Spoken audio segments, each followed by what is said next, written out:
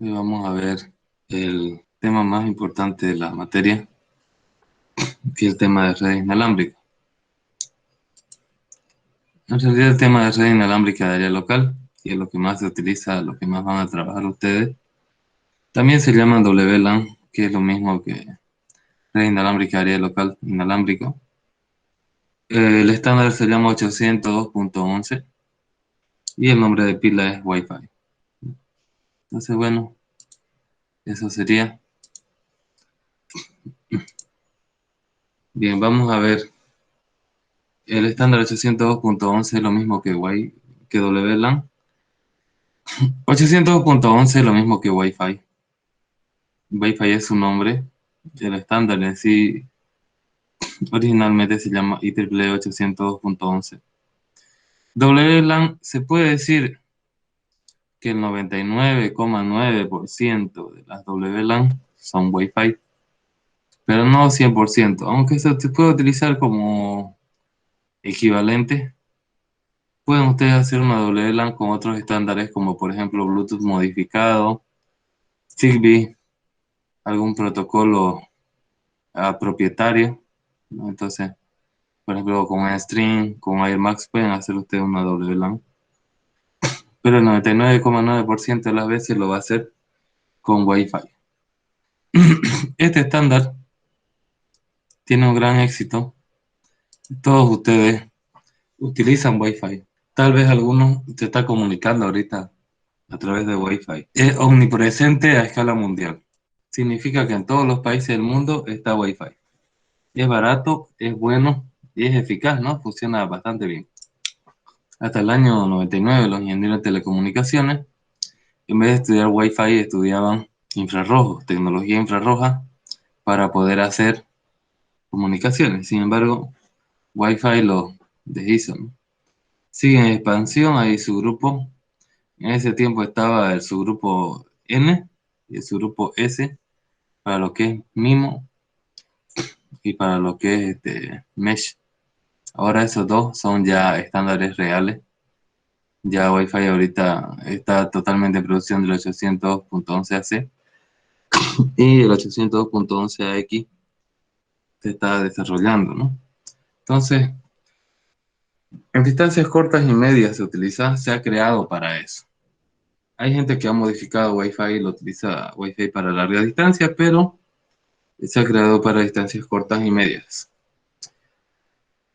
Es apto para redes inalámbricas de área local en interiores, puentes inalámbricos entre edificios, outposts y WIS, ¿no? Que son los proveedores de servicio de internet inalámbrico, que hay gente que lo hace. No sé si alguno vive en un barrio alejado donde hay WIS privado, ya, pero en algunas comunidades hay WIS, reciben cableado hasta cierto nivel y lo proveen más allá donde no llega la red de las empresas grandes, ¿no? Obviamente cada vez que va creciendo la red de la empresa grande se le quita el mercado al WIS. ¿Cuál es la motivación de crear redes inalámbricas? Hay grandes zonas en el mundo, rurales o semiurbanas, donde no hay sistema de comunicación al exterior debido a dificultades de acceso y electrificación, tecnologías disponibles demasiado caras y restrictivas. Bien, como decía, Wi-Fi ha sido identificado por los expertos como la solución para las zonas emergentes porque es muy barata. Ya se ha hecho muchas experiencias con éxito. Con voz IP se puede dar soluciones de comunicación de voz y datos sencillas, accesibles. Muchos de ustedes ya llaman por teléfono, por el WhatsApp, ¿no? Corriendo sobre Wi-Fi. Entonces, a un costo bastante barato para lo que era antes las comunicaciones. Hay alternativas como WiMAX que son demasiado caras y restrictivas. En realidad, por ejemplo, una alternativa como LTE que nosotros utilizamos, no 3G o LTE, es un poco más cara que Wi-Fi. Bien, se va a ver lo que es las WLAN, justificación, arquitectura, estándares, 802.11, algunos. Esto, como dice previamente, está en constante evolución. ¿Cuál es la capa física de Wi-Fi? ¿Cuál es la capa MAC? Soporte y calidad de servicio. Red Wi-Fi con grandes distancias. MAC del Wi-Fi adaptado para grandes distancias. WiMAC, nuevo MAC TDMA sobre la capa física estándar. Y algunos protocolos propietarios en stream, por ejemplo, MikroTik, Canopy, que era Motorola, que ahora se llama Cambium Network, Tsunami y otros, ¿no?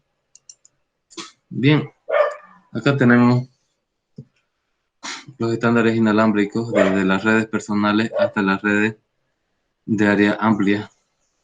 Y bueno, tenemos acá Wi-Fi o XPerLAN, que es una propuesta WLAN para lo que es IEEE, ¿no? WLAN son las inalámbricas. Se recomienda que la distancia sea decenas o hasta centenas de metros.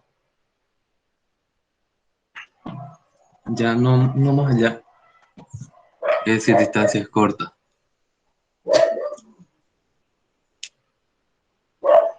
Bien, entonces, ustedes ponen Wi-Fi para una casa, normalmente no van a hacer con radioenlace, ¿no? Ustedes tienen que ver si es que hacen un proyecto de grado con radioenlace. Si bien se puede utilizar la frecuencia de los 5 GHz que se utiliza para Wi-Fi 802.11ac, pero eh, tal vez a algunos tribunales no les guste porque quieran que utilicen frecuencias propietarias, ¿no? Frecuencias propietarias, no las frecuencias libres.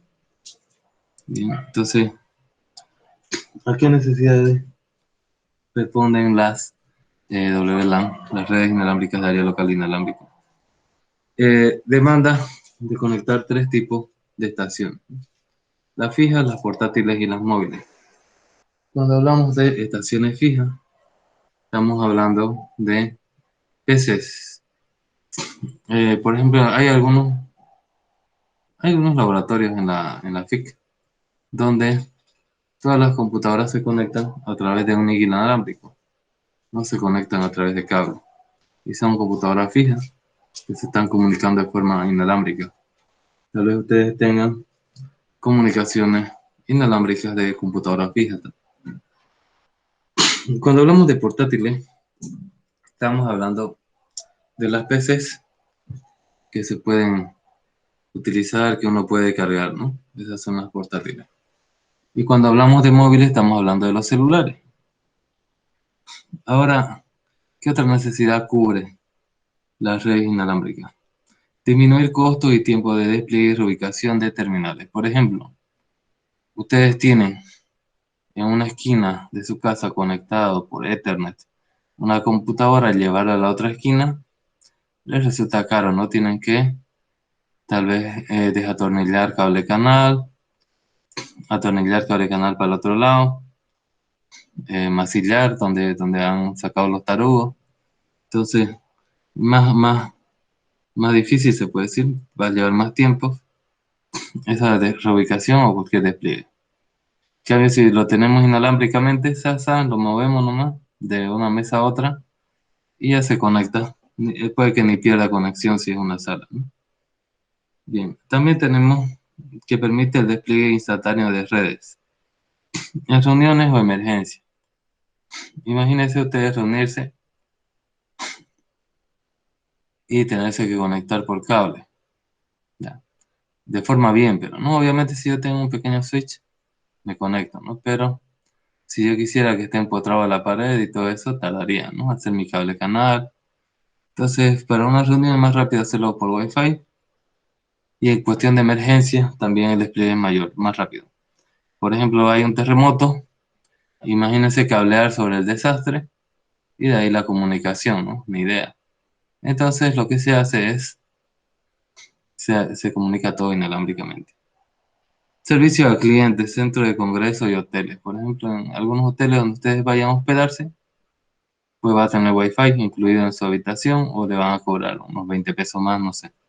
Entonces, es para que usted no pierda conectividad y para comunicarse con su familia o con su trabajo, ¿no? Mientras está de vacaciones, que está de moda eso. Ya, Conexiones de bajo costo en edificios cercanos. Puede ser hasta con un barco si es que estamos hablando de un muelle, digamos, ¿no? Donde ahí embarca, donde ahí encalla un barco. Y también te da imagen corporativa, ¿no? Wi-Fi hace que tengas menos cable canal, menos cable. Te hace dar un aire de tecnología superior, ¿no? Porque no se ve cable y todo está conectado. Entonces te ayuda a tu imagen también. ¿Qué aportaciones tienen las WLAN? Eliminación de cables, flexibilidad, movilidad, imagen. Despliegue de redes en caso con imposibilidad de uso de cables. Hay veces que no se pueden, desastres, terrenos pantanosos, etcétera. Despliegas Wi-Fi y ya está. Extensión de las LAN convencionales. Por ejemplo, imaginémonos que esto está cableado y acá tiene un AP que se ha cableado y extiende la red, ¿no? Extiende la red a LAN tradicional. Movilidad sin perder conectividad. Ustedes se pueden mover. Si es que estos todos están en un sistema básico de recursos, perdón, un conjunto básico de servicio, si tienen el mismo SSID, el mismo identificador de red, entonces pueden ustedes moverse y no va a perder conectividad. Facilidad de instalación y reducción de costo. Extensión de la cobertura de las redes anteriores. Por ejemplo, imagínate que tenés un patio y querés conectarte desde tu patio eh, con una hamaca o una mecedora o una estera, ¿no? Mientras pasas tus clases, ya porque no sé, pues, ¿no? Porque no querés tu cama porque es muy caliente y necesitas aire fresco para entender mejor la materia. Entonces, mi idea, digamos, si cubrirlo con una red cableada, ¿no? Entonces con Wi-Fi se puede. Conexión de bajo costo entre edificios. Transparencia al usuario, sistema operativo y software. No se olviden en qué capas trabajaban Ethernet y Wi-Fi 1 y 2, muy bien.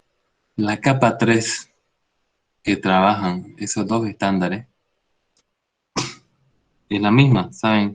¿Saben cuál es el protocolo que trabaja en capa 3? IP, ¿no? O IPv6, digamos. Pero IPv4 es lo normal que estén utilizando actualmente acá en Bolivia. Significa que arriba de eso corre TCP, UDP, SNMP, SMTP, todos los protocolos DNS, DHCP, todos los protocolos a nivel de aplicación, de presentación, de sesión, de transporte, es lo mismo que lo que fuera Ethernet cableado. Entonces, por eso dice es independiente del usuario, transparente al usuario, sistema operativo y el software. Hay una facilidad para la extensión y la actualización. Es muy fácil añadir la red más grande por Wi-Fi y también para actualizarlo. Se actualiza su firmware hasta cierto nivel, obviamente. No se puede llegar, por ejemplo, a la actualización permanente, ¿no? Por ejemplo, a un software que sea un equipo, un hardware, perdón, que utilizaba 802.11b en su momento se pudo actualizar a 802.11g, pero ya el N ya no llegó ya. Entonces, tiene una actualización también. Acá tenemos un poco de historia de cómo nació Wi-Fi y en qué año, ¿no? En el 79, el primer experimento de WLAN en Suiza por IBM. En el 85, regulación de las bandas industriales, científicas y médicas por la Comunicación de Comunicaciones Federal de los Estados Unidos. En el 91, primeros trabajos sobre WLAN superando los 1 megabits por segundo. En el 97, es la publicación del estándar IEEE 800.11. Ahí ya empieza a haber Wi-Fi de forma comercial en el año 97. A ver, déjenme pensar. Mi año 97. Estaban llegando los cafés internados a Bolivia, a Santa Cruz. valía 30 pesos la hora más o menos, y todo era cableado. Ya, pero en el mundo ya había Wi-Fi. El año 99 se publican los estándares 802.11b y 802.11a. El 2003 hay la publicación del estándar 802.11g, que permite mayores velocidades que el B. El 2005, publicación del estándar 802.11e. Este estándar es el estándar de calidad de servicio. Wi-Fi no nació con calidad de servicio, entonces le añadieron después con el éxito. El 2008 nace el 800.11.2, perdón, 800.11n en el borrador 2 en el mercado. Quiere decir que todavía no era el estándar, era un like o era un pre, ¿no? Es decir, era algo como un estándar o un pre-estándar. Y el 2009, en octubre, sale el estándar 800.11n. Tenemos acá los elementos básicos de una red Wi-Fi.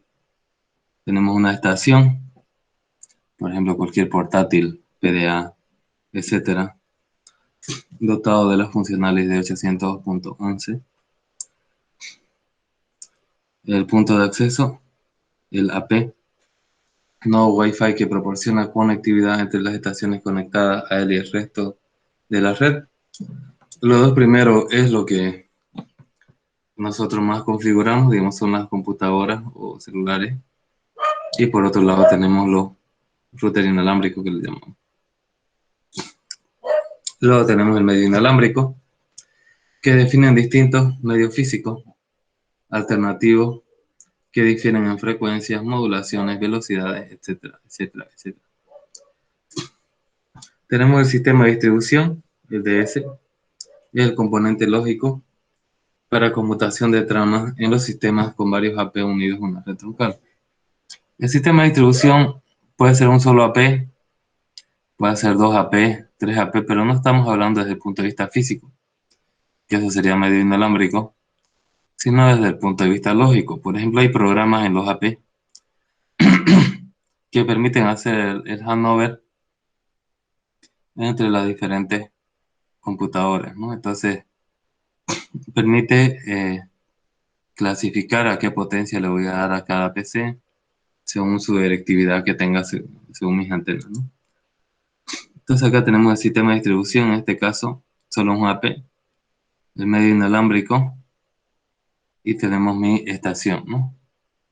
Entonces esos son los elementos básicos de una red Wi-Fi. Ahora los bloques, tenemos los bloques constructivos de una red, tenemos el BSS, que es el conjunto básico de servicio básico, Basic Service Set, las estaciones que se comunican directamente entre sí. Este conjunto de servicio básico significa conjunto de clientes o computadoras que se comunican en la red Wi-Fi. Hay dos tipos, el BSS independiente o IBSS. Las estaciones se comunican todas con todas directamente, se llaman las redes en modo ad hoc. Eso lo han visto ustedes durante un semestre. Y tenemos la BSS con infraestructura, que es lo que nosotros nos centramos en esta materia. Las estaciones se comunican a través de un AP. Se habla también de modo infraestructura, ¿no? Te dice, voy a armar una red inalámbrica con infraestructura o voy a armar una red inalámbrica ad hoc. El BSS se caracteriza por un nombre de red o SSID, identificador de conjunto de servicios se llama, ¿no? Service Set Identificator, ¿no? Entonces, por ejemplo, el SSID es el que nosotros le llamamos nombre de la red, ¿no? Por ejemplo, mi red se llama Leonardo Vargas. Y entonces cada uno de ustedes tendrá un nombre de red, ¿no? Hay algunos que lo dejan como TP-Link no sé cuánto, que es el estándar, ¿no? Pueden asociarse varios BCS en un conjunto extendido o ESS. SS se forma cuando hay varios AP, ya, comunicándose. Entonces tenemos acá un VCS independiente y un VCS con infraestructura porque tiene AP.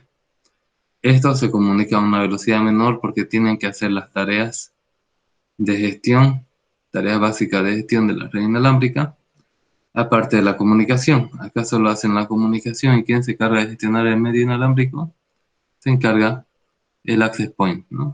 Reside la inteligencia.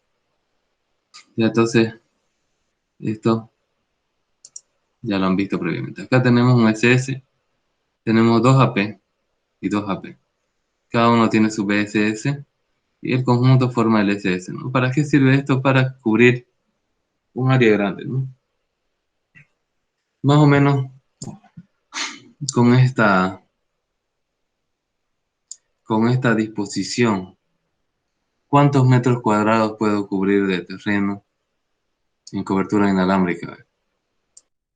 Estamos considerando el máximo. 100 metros es la cobertura máxima. En realidad cubre 400 metros lineales, pero no son cuadrados. ¿Saben? No voy a sacar un área. Esta P va a cubrir 100 metros. Esta P va a cubrir 100 metros. Esta P 100 metros y esta P 100 metros. Entonces, linealmente son 400. Pero un área no se calcula así, eso es perímetro. Un área se calcula de otra forma. Nosotros tenemos estos dos AP que están perpendicularmente a estos dos AP. La cobertura se asume que es un área cuadrado. ¿Cómo se saca el área de un cuadrado o de un rectángulo? ¿Cuál es la fórmula? Exacto, ¿no? Va a ser por altura. Bien, ahí está la fórmula. Acá tenemos 200 metros lineales de cobertura. Acá tenemos 200 metros de cobertura. ¿Cuánto va a ser el área cubierta? Tenemos una cobertura máxima con 4 AP de 40.000 metros cuadrados. Ya, eso sería. Significa 200 acá, 200 acá. Eso es lo máximo. Pero si yo utilizo lo máximo, seguramente mi potencia va a ser la mínima, ¿no? Voy a hacerlo más chico. Pero en cálculo, en mi diseño, 40.000 metros cuadrados es lo que cubre estos 4 AP. Ya. Bien, continuamos. Acá tenemos transición entre diferentes conjuntos básicos de servicio en el mismo conjunto extendido de servicio. Nosotros pasamos de un tiempo 1 a un tiempo 2 de ser servido por el AP1 por ser servido por el AP2 en el mismo servicio extendido, pero en diferentes servicios básicos. Servicio básico se forma por un AP y el servicio extendido se forma por todos los AP que están dentro de la misma red con el mismo SSID. ¿Con qué nombre se conoce coloquialmente este proceso de ir de una estación base a otra, pero dentro de la misma red? ¿Cuál es el nombrecito de este proceso?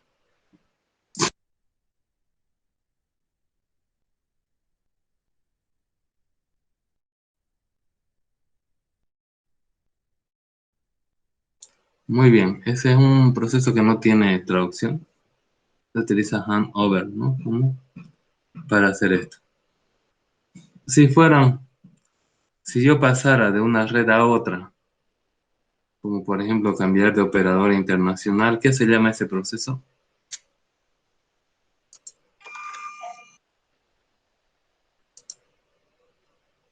Muy bien, ¿no? Muy bien, Gustavo. Roaming, ¿no? Entonces, handover es cuando se pasa de diferentes estaciones base, pero dentro de la misma red. Y roaming es cuando se pasa a otra estación base, pero en una red distinta, ¿no? Se llama handover y roaming, ¿no? Bien, ¿cuál es la configuración genérica de una WLAN? Normalmente, ¿cómo la configuramos? Viene el internet, hay un firewall corporativo, hay un router y forma mi red, ¿no? Tenemos acá los servidores web y los servidores de archivos que por algún extraño motivo están directamente, bueno, este es un switch, supongo que es un switch Ethernet. Está bien entonces, ¿no? Puede ser que esta sea mi zona militarizada.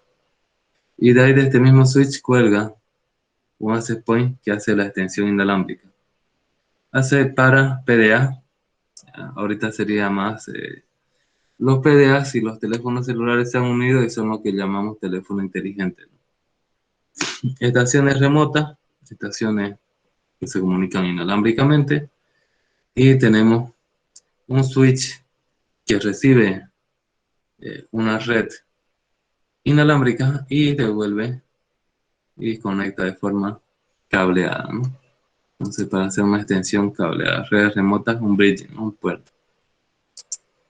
Bien, entonces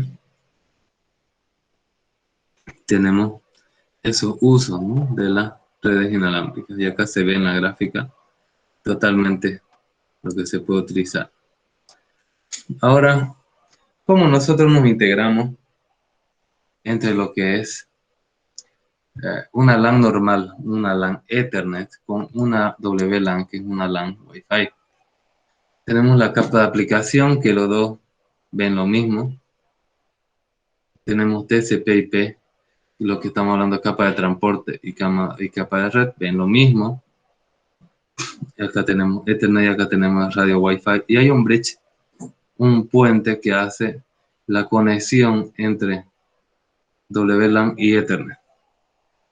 En el laboratorio hay, hay esos equipos que ustedes no lo van a tocar por la pandemia, ya, pero tenemos esos equipos que hacen esa comunicación.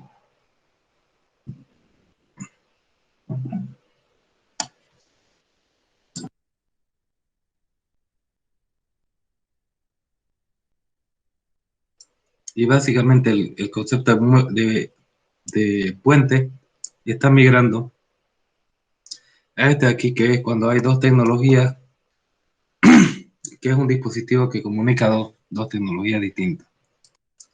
Bien, entonces acá se comunica por radio y acá por cable. Capas 1 y 2 diferentes. Hay un bridge que lo hace un AP. Si ustedes tienen un AC pues en su casa, un router inalámbrico, hace esa función de puente también, que comunica la parte inalámbrica con la parte cableada. Acá tenemos lo que es WILD, Wi-Fi para larga distancia, que hay gente,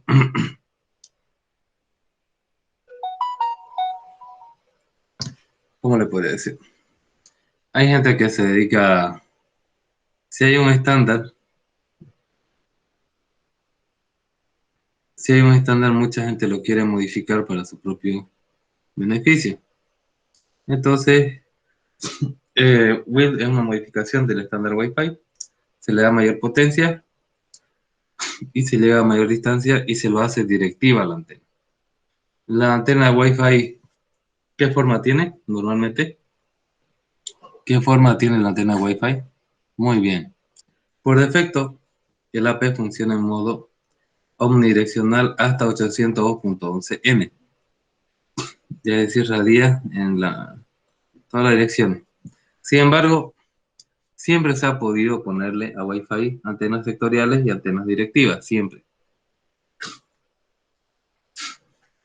Ahora, en 802.11ac se utiliza otro tipo de antena que estaba previsto que se utilice en WiMAX, que se llaman antenas adaptativas. Es decir, él hace un sondeo y donde ve más dispositivos, ahí concentra la antena, la señal. Ahora, si ve que más o menos está distribuido de forma uniforme, pues hace omnidireccional por defecto.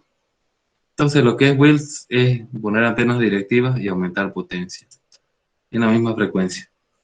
Y acá tenemos algunos casos que se han llegado de punto a punto experimentales en Suecia de 300 kilómetros, Venezuela 289, Estados Unidos 132, Colombia 87.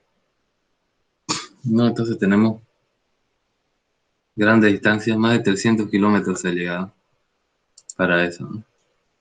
Estamos hablando de kilómetros, no metros, ¿no? Y acá tenemos alguna experiencia de EAS, por ejemplo, en la Amazonía y en los Andes de Perú, Colombia, Air Yaldi en el Himalaya de la India, Telemedicina Malawi, Red Académica de Mérida en Venezuela, Digital Gadget Plan en India, Wifinet en Cataluña, España, Tembes Experimental, ¿no? Para estas Tier, Profnet, Meet.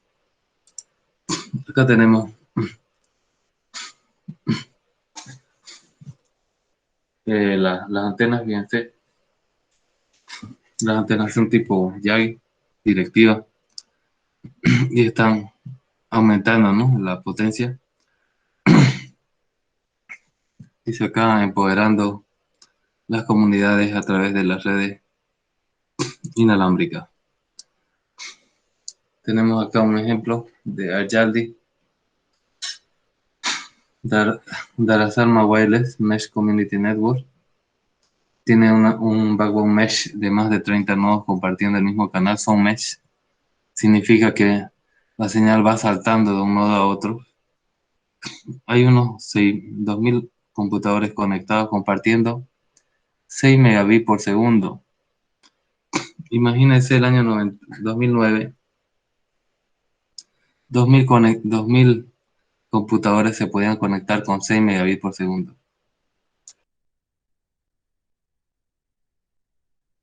Ahora con las aplicaciones que cada vez son más pesadas, nosotros con 6 megabits conectamos máximo 20 computadoras, ¿no? Cada node mesh es un Himalayan Mesh Routing menor de 4 watts. Obviamente Wi-Fi, fíjense, Wi-Fi normalmente utiliza 1 watt máximo de potencia. Y acá estamos hablando de 4 watts. Tenemos 8 antenas de 11 dBi Omni de ganancia, 12 de 24 dBi direccionales, sectoriales, acceso a internet y telefonía voz IP, todo tenían con 6 megas. Canal mesh encriptado con WPA escondido reservado para el backbone. Acceso por AP seleccionado.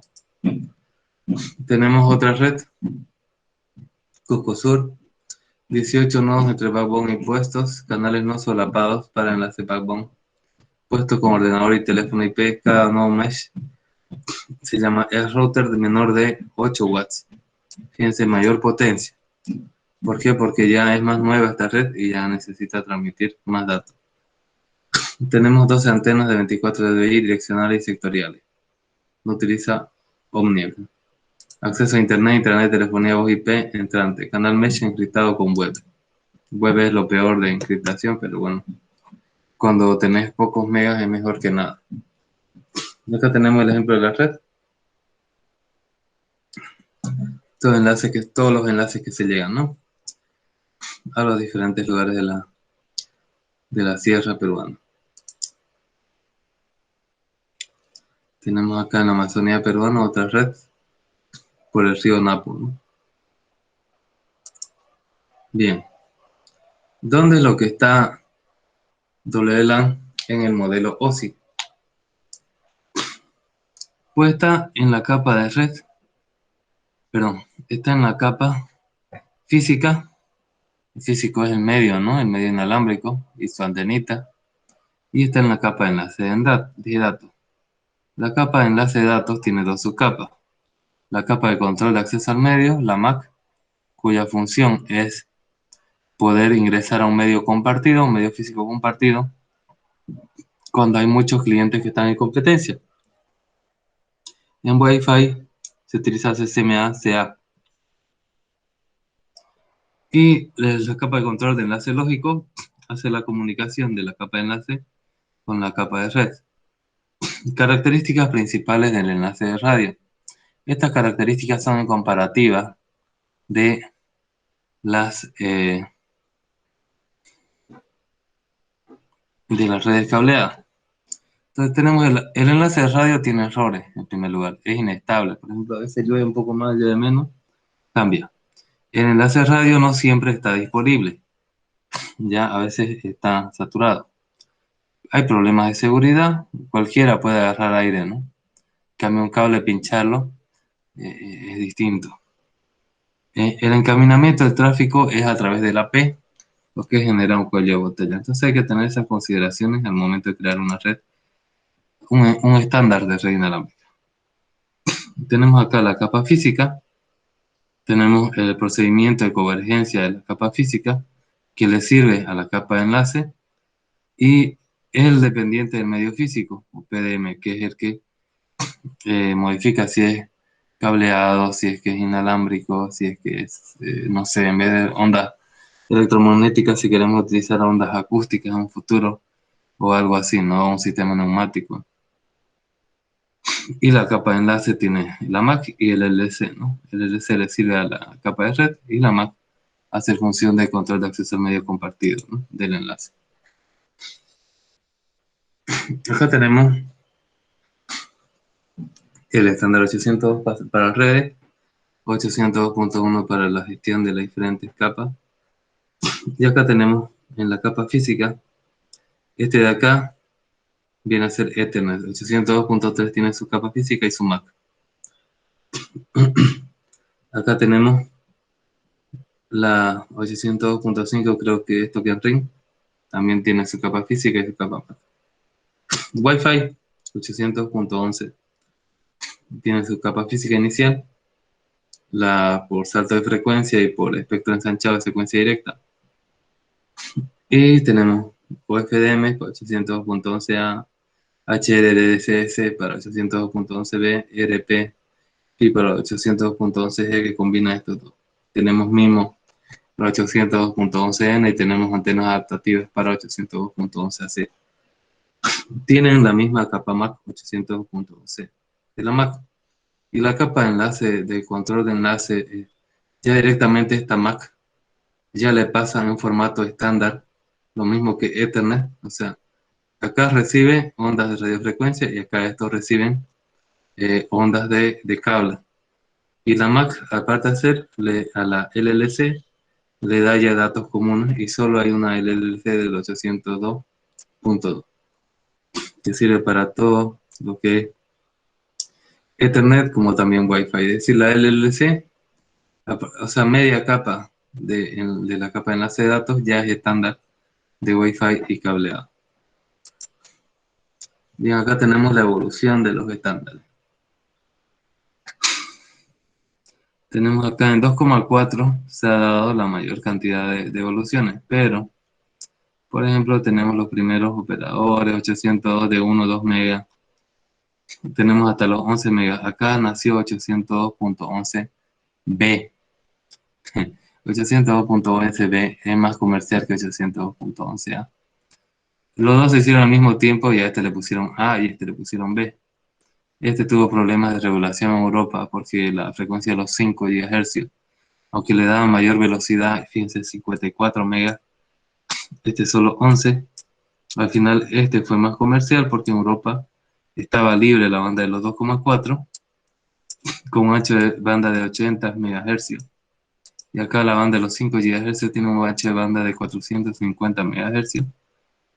Pero triunfó este, pese a ser más pequeño, su velocidad y su ancho de banda porque este no era libre en ese momento. Ahora con 802.11n y 802.11ac se ha liberado el espectro, no de esa banda, entonces eh, se puede utilizar, ¿no? Los 5 GHz en todo el mundo. Bien, entonces tenemos la evolución. En 97 se publica el IEEE 802.11 para especificar las WLAN.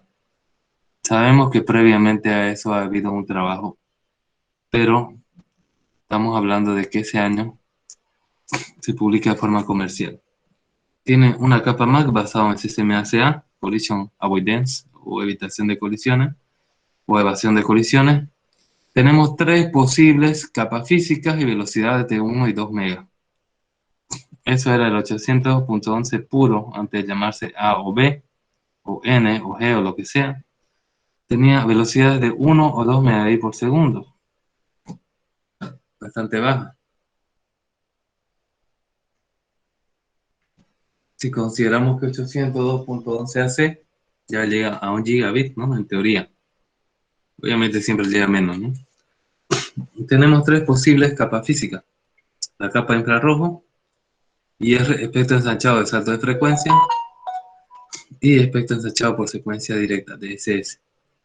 Ya, entonces, desde el 97 hasta hoy hay extensiones, recomendaciones para aumentar velocidad, seguridad, alcance y prestaciones, ¿no? Entonces, ha habido una evolución, ha habido una evolución constante en este estándar Wi-Fi. Y sigue habiendo, ¿no? Yo le diría hasta el día que yo me muera va a haber, bueno, eso no sé, ¿no? Pero puede ser. Ya, entonces sigue habiendo nuevas extensiones de la parte inalámbrica, ¿no? Wi-Fi es la estrella inalámbrica y actualmente la estrella cableada está pasando, estamos en un proceso de pasar de, si bien se sigue llamando Ethernet el estándar, pero el medio físico, a nivel de capa 2 Ethernet se mantiene, pero a nivel de capa 1 está pasando de ser de UTP a fibra óptica, ¿no? Wi-Fi, en cambio, bueno, el aire no lo va a cambiar por otro aire, ¿no? Bien, tenemos acá evolución de los estándares. Nace primero el A y el B al mismo tiempo. El B tiene menor velocidad, 11 megabits por segundo máximo teórico, y el A tiene 54, mayor velocidad, mayor ancho de banda. Tenemos acá 5 GHz de la banda de frecuencia central, ¿no? Donde está la portadora, la señal limpia, y la B 2,4 GHz. ¿Pero por qué gana B? Porque esta banda, la 2,4, estaba libre en mayor cantidad de países que la 5. Después viene el C, que son puentes inalámbricos, la D, armonización en los diferentes países, la E, calidad de servicio, la F, interoperabilidad de AP para que se puedan extender, la G, 2,4 GHz hasta los 54, ¿no? Este estándar reemplaza al B y se utilizó por bastante tiempo. Acá en Bolivia el G llegó hasta el 2010, ¿no? Más o menos. Por lo menos no, llegó más. Por lo menos 2015, digo. Ya, 802.11h, adaptación 811A a la regulación europea. Ya se puede utilizar A en Europa. 811i, seguridad en redes Wi-Fi. 811J, extensiones para el Japón. Después acá estaba en desarrollo, pero por ejemplo, tenemos el K, intercambio de información de capacidad, el M, mantenimiento y actualización, el N, este de acá es MIMO, para 11 megabits por segundo, 100 megabits para más de 100 megabits por segundo. MIMO llegó hasta, en teoría, 300 megabits por segundo aproximadamente. El P para ambulancia y coche de pasajeros, roaming rápido, el R, S Mesh, el T para WPP, textil métrica, el U para interconexión con redes que no son 802, por ejemplo, Bluetooth. Bueno, Bluetooth es 802.15, ¿no? Para otras redes, para otras capas físicas. 802.11b para gestión de redes inalámbricas. 802.11u serviría para, por ejemplo, conectar Wi-Fi con LTE. 802.11w trama de gestión protegida y 811y para Estados Unidos. Después hay más, ¿no? Esta tabla sigue. Para Bolivia no hay extensiones. ¿Por qué hay extensiones para Japón y Estados Unidos? Porque esos son países, y hay para Europa también en general, porque esos son países que ya tenían tecnología inalámbrica antes de que exista Wi-Fi. Entonces han tenido que hacer adaptaciones para esa tecnología anterior, adaptarla a Wi-Fi para esos países. Nosotros no teníamos. ¿Cuál es la función de la capa física en Wi-Fi? Vamos a empezar hablando de la capa física de Wi-Fi. Proporciona servicios a la capa MAC para intercambiar tramas. Intercambia tramas con el físico remoto empleando diversos mecanismos de modulación y codificación. Da a la capa MAC un servicio de detección de canal ocupado. ¿Qué arquitectura tiene la capa física? Tiene el dependiente de medio físico, el PDM, medios reales de transmisión y recepción, el medio físico, detección de canal libre, el CCA, y tenemos la PLCP, el procedimiento de convergencia de la capa física, que es el que proporciona a la MAC una interfaz única independiente del medio físico concreto, ¿no? ¿Cuál es la evolución de la capa física? El enlace de radio. El 802.11 en 1997 especificó tres capas físicas, a 1 y 2 megabits por segundo. Tenemos los infrarrojos que no es en desuso, pero todos los ingenieros en telecomunicaciones creían que se iba a ganar y eso estudiaban hasta finales de los 90. Tenemos DSS, que es espectro ensanchado de secuencia directa, y es la opción ganadora. Y tenemos FHSS, que fue la primera que se inventó allá por los años 30, espectro ensanchado por salto de frecuencia, que es obsoleto, ya en 2,4. Estos dos, ¿qué significa espectro ensanchado? Que no utilizo yo mi ancho de banda de los 450 megas que me dice el estándar, ¿no? Sino lo ensancho ya, a través de algunos algoritmos, lo transmito ensanchado en el medio y después lo desensancho. ¿Para qué?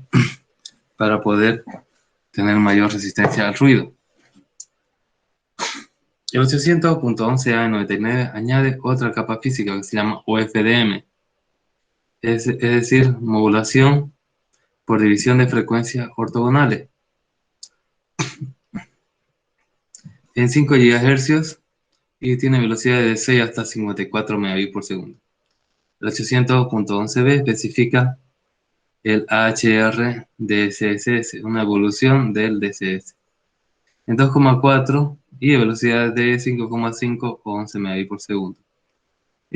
Sus velocidades eran 1, 2 y acá bueno, se multiplica por 5, se podría decir. 802.11g describe un ERP, velocidad extendida de la capa física, incluye todo lo anterior en 2,4 GHz y llega a velocidades de 54 megabits cuando utiliza UFDM. Y tenemos el mismo que introduce velocidades de cientos de megas. En realidad llegó hasta los 300 megabits por segundo de teoría. Acá tenemos un ejemplo, un resumen de la capa física activa. Si se fijan, solo hay 11 canales, o 13, dependiendo si estamos en América o Europa. Y solo 3 no son interferibles en 802.11b y G. En el A tiene 8 canales, ¿por qué? Porque utiliza OFDM. G también utiliza OFDM, pero hace una combinación. Entonces, como es compatible hacia atrás G con B, tiene menos canales, ¿no? Y estas son sus velocidades de transmisión máxima. ¿Qué significa eso de los canales no interferibles? Si bien ahora los AP lo hacen automáticamente, antes se tenía que diseñar, ¿no? Se hacía un mapita y solo tenías 3 canales, ¿no? Entonces ponías que no se interfieran, ¿no? Bien, ¿qué es espectro ensanchado? Decimos que tenemos espectro ensanchado por salto de frecuencia y espectro ensanchado de secuencia directa. Entonces, ¿qué es el espectro ensanchado, no? Tenemos que utiliza todo el ancho de banda disponible. Ventajas: tiene inmunidad ante interferencia y tiene encriptación. Dos clases de tecnología: espectro ensanchado por salto de frecuencia, el FHSS, y espectro ensanchado de secuencia directa, el SSS. Acá tenemos los fundamentos: difumina la señal en un espectro muy ancho. Acá está en banda base, y acá en espectro ensanchado, ¿no? De baja potencia, y le aumenta la frecuencia. Mediante funciones matemáticas. El receptor realiza la operación inversa, lo que ensalza la señal, la ensalza, ¿ya? Y reduce el efecto de ruido de banda estrecha, ¿no? Cualquier receptor de banda estrecha oirá ruido de baja intensidad y no entenderá la señal, solo el receptor que está autorizado para decodificar esa señal. Y acá tenemos los inventores del espectro ensanchado, ¿no? La actriz Hedy Lamarr, actriz austriaca e ingeniera en telecomunicaciones, y el músico George Alteri, ¿no? Y estamos hablando de los años 30 y había mujeres en varias telecomunicaciones, ¿no? Inventando cosas interesantes, aunque su idea, bueno, no fue la que funcionó finalmente en Wi-Fi, pero fundamentó las bases para el futuro desarrollo, ¿no?, del DCS.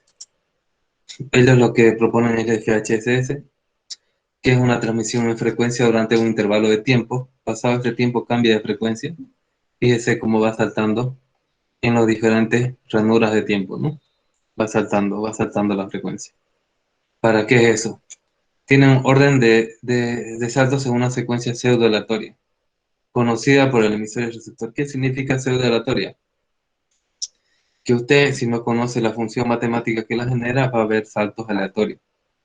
Pero, sin embargo, si usted conoce la función matemática, va a predecir en qué frecuencia va a estar a qué distancia y lo va a poder capturar. Es muy difícil esta tecnología y se utilizó sobre todo para lo que es los misiles. Ya, entonces tenemos la banda médica científica industrial de 2,4 GHz. Tenemos 79 canales de 1 MHz cada uno. Modulación GFSX, o sea, modulación gaussiana de desplazamientos de frecuencia. Y velocidades que tenemos de 1 megabit por segundo, ¿no? En 2 FSX o 2 megabits por segundo en 4 FSX. Ya, esto es lo que proponían ellos. Tenemos acá ruido en banda estrecha. Fíjense cómo la frecuencia va saltando y el ruido no la detecta, ¿no? El ruido va a saltar a otras y pocas veces va a interferir con la frecuencia. Es muy difícil esto, ¿no? Es muy difícil conseguir, por lo tanto no se utilizó para Wi-Fi, pero es muy interesante, ya, porque la frecuencia está como escapando del ruido siempre. Tenemos DSS, que es la opción ganadora. Tenemos en transmisión se reparte la potencia en radiofrecuencia sobre una banda ancha mediante transformación matemática. En recepción, una función de correlación permite recuperar la señal. Tenemos acá la señal original, se hacen ensanchados, esto se transmite y la gente va a pensar que es ruido, pero como está ancho tiene alta fortaleza a perderse. Y luego en correlación se ensalza la señal y tenemos la señal original. La correlación en el receptor logra eliminar la interferencia y minimizar el efecto de ruido, ¿no? Acá tenemos la señal ensanchada y el ruido. Y cuando se hace la correlación, el ruido baja y la señal se ensalza, ¿no? Entonces no tiene muchos problemas el receptor de entender la señal. Acá se le pone un filtro paso bajo, pero un paso alto y ya, con eso no tenemos problema de los lóbulos de la señal. El ensanchamiento en transmisión se realiza con un flujo de chips. ¿Qué son los chips? Son bits producidos en una secuencia llamada pseudo-aleatoria de ruido, ¿no? Código PN. El número de chips usado para transmitir un solo bit se llama tasa de ensanchamiento. 802.11 utiliza un código PN, utiliza una palabra Barker de 11 bits por sus propiedades de autocorrelación. Esta palabra Barker es una secuencia de 11 bits con bastantes propiedades de autocorrelación para que no se pierda la señal por interferencia. Significa que cada bit de información se ensancha a 11 bits. Es decir, si yo quiero transmitir 1 mega, en realidad yo voy a transmitir 11 megas ensanchados. Tenemos la modulación de BPSK de 1 megabit por segundo o de QPSK de 2 megabits por segundo con velocidades de chips de 1 millón de palabras Barker por segundo, ¿no? 1 millón de chips, ¿ya? Por lo tanto, por eso son 11 megabits por segundo, ¿no? Acá tenemos el chip, un código que es 01. Esta es mi palabra Barker, mi chip. Y estos son mis datos. Luego hace la correlación y obtienen 1 o un 0 con esa misma palabra Barker. Fíjense, acá hay un 0 y con esta palabra Barker se mantiene, y si tenemos un 1 lo que hace se invierte, ¿no? Esa palabra Barker tiene esa secuencia 1, 0, 1, 1, 0, 1, 1, 1, 0, 0, 0. Bien. Tenemos acá DCS, el dominio regulatorio para Canadá y Estados Unidos. Tenemos 1 a 11 canales de los 2,412 a los 2,462 GHz. Estamos hablando de 500 megas aproximadamente. Bien, tenemos acá un canal solo y acá tenemos los diferentes canales. Este es el canal 1, el canal 6 y el canal 11. Son los que no interfieren entre ellos. Tenemos los lóbulos secundarios, entonces tenemos que tener un filtro a los menos 35 dB, ¿no? Para que la señal se entienda separada. Tenemos acá, DSS fue el físico en la capa física triunfante en el estándar original. Bien, entonces esta capa física tiene lo siguiente, tiene un preámbulo que tiene una sobrecarga de 144 microsegundos. Acá tenemos nosotros, como es un megabit por segundo, fíjense, acá tenemos 128 más 16, sumamos. Tenemos 144 y obviamente tiene 144 microsegundos porque 1 sobre mega da micro, ¿no? Entonces tiene para sincronización y para este campo SDFD tiene 16 bits, ¿no? Luego tenemos 48 para lo que es la cabecera. Tiene 8 bits de señal, 8 bits de servicio, 16 de longitud, 16 de CRS. Esto está también a 1 megabit por segundo en dBPSK. En total hay una sobrecarga de 192 bits, que como están a 1 megabit por segundo es una sobrecarga de 192 microsegundos. Y acá tenemos, ya esto viene a ser la trama. La trama va a variar dependiendo, se divide la cantidad de bits por una de estas dos velocidades. Esto siempre, la sobrecarga de la cabecera y el preámbulo va a ser 192 microsegundos para una trama LSP en DSS, ¿no? DSSS. Ahora, si nosotros utilizamos OFDM, utilizamos HRDCS o utilizamos MIMO, va a tener variantes, esto no va a variar. Y va a tener otras velocidades también, los datos. Y todo eso se tiene que calcular, ya, por si acaso. Entonces, por ejemplo, si yo tengo 100, estos son 144, dividido entre 1 mega, que es 10 a la 6, me da 10 a la menos 6. Y 10 a la menos 6 es micro, ¿no? ¿Listo? Entonces no hay mucho complicado. Entonces, si acá yo tengo, qué sé yo, 500, por ejemplo, 1500 bytes. Y estos son megabits. Entonces 1500 bytes lo tengo que multiplicar por 8, ya tengo en bits, y eso lo divido y ya tengo cuánto de tiempo va a tardar, ¿no? en mi trama, ¿no? Los datos. Bien, tenemos el HRDSS introducido por el IEEE 802.11b. Añade a DSS nuevas funcionalidades mediante el CCK, que se llama el código complementario de keying, ¿no? De claves, logrando velocidades mayores. Este llega a velocidades de 5,5 a 11 megabits por segundo.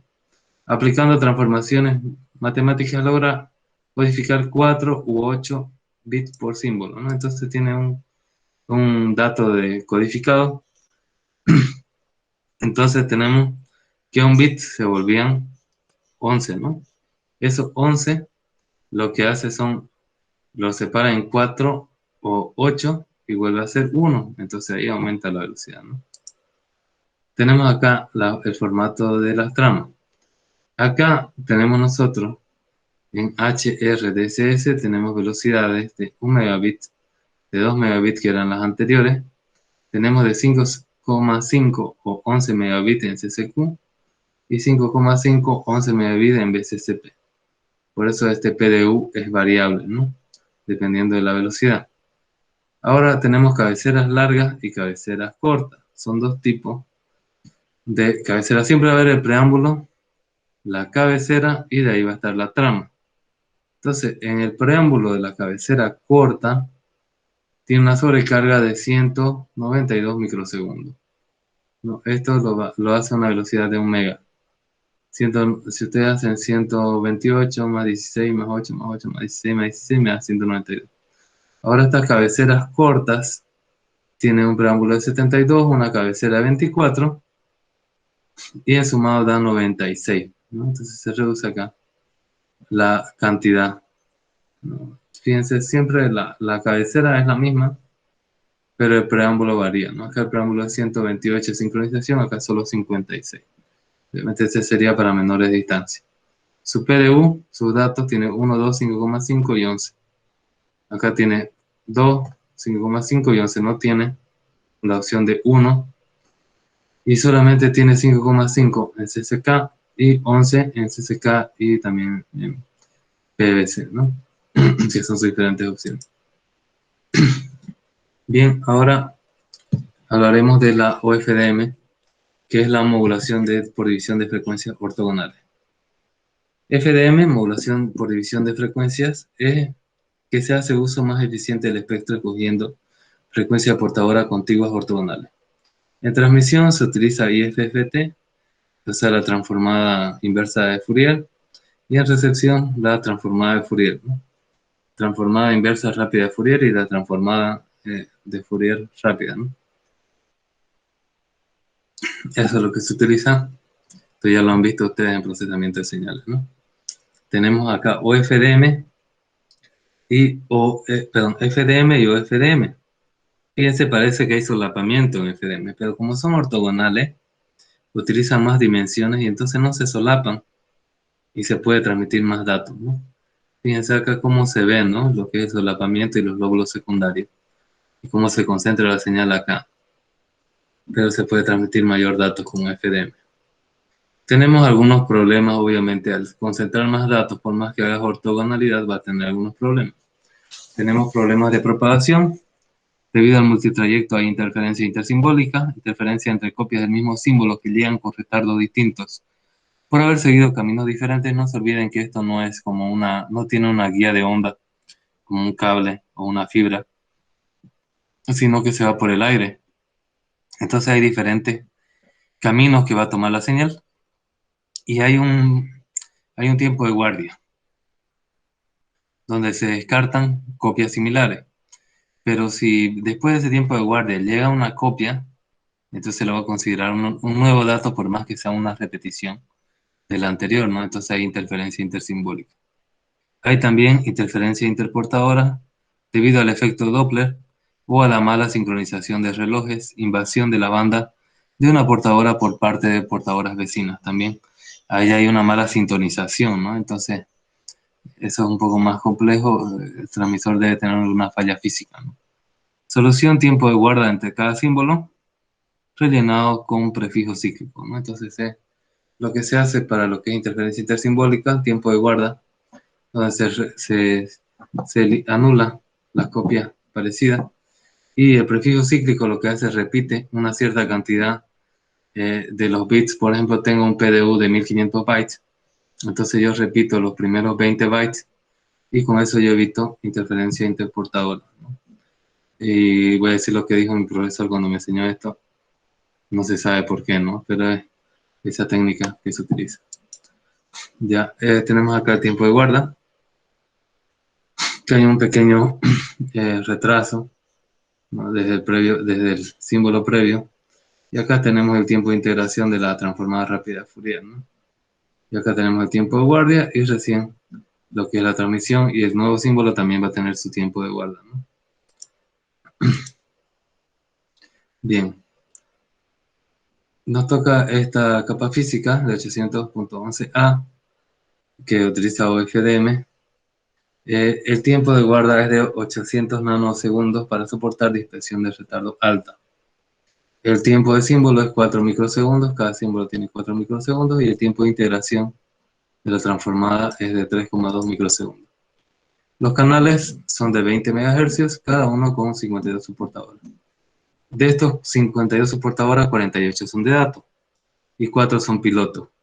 Los datos son para transmitir, hay entrelazados de bits consecutivos en portadoras separadas ampliamente y símbolos distintos en constelación.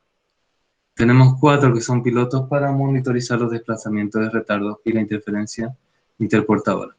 Son la portadora -21, la -7, la 7 y la 21, que se utilizan como pilotos, ¿no? Estos blancos de aquí son los que utilizan como pilotos y no para transmitir información, para evitar interferencia interportadora, ¿no?, entre ellos. Tenemos el formato de las tramas en OFDM de 5 GHz, que transmite 802.11.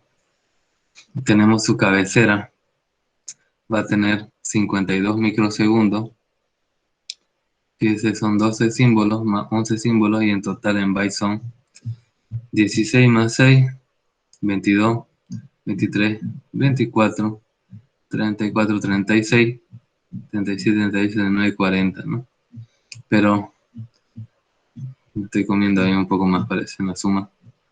Da 52 microsegundos a una velocidad de 1 megabit por segundo. Y acá tenemos